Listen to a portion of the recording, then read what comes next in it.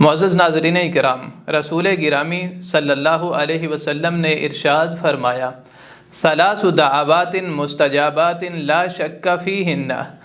तीन तरह के लोगों की दुआ की कबूलियत के अंदर कोई शक व शुबा नहीं, मतलब अल्लाह ताला उनकी दुआ को ज़रूर ज़रूर कबूल फरमाते हैं।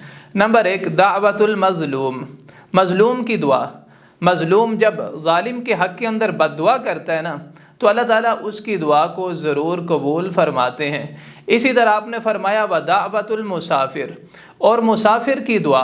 इंसान जब सफ़र के अंदर अल्लाह ताला से दुआ करता है, इल्तिजा करता है, तो अल्लाह ताला उसकी दुआ को ज़रूर कबूल फरमाते हैं। तो नाज़रीन इकराम, सफ़र का कुछ हिस्सा अल्लाह ताला से दुआ के अंदर गुजारना चाहिए। हम अक्सर टाइम को ज़ाया करते हैं गाने सुनने में, फ़िल्में देखने में, सोने में, हालांकि ये बड़ा कीमती टाइम होता है। इसका बाज़ हिस्सा अल्लाह ताला से इल्तिजा के अंदर गुजारना चाहिए। और तीसरा आपने फरमाया व दावतुल वालिद अला वलदिह, माँ बाप की दुआ औलाद के हक़ के अंदर। वालिदैन औलाद के हक़ में जब दुआ करते हैं तो अल्लाह ताला उनकी दुआ को कबूल फरमाते हैं। अल्लाह ताला से दुआ है अल्लाह ताला हमें कसरत और पूरे यकीन से दुआ करने की तौफ़ीक अता फरमाए।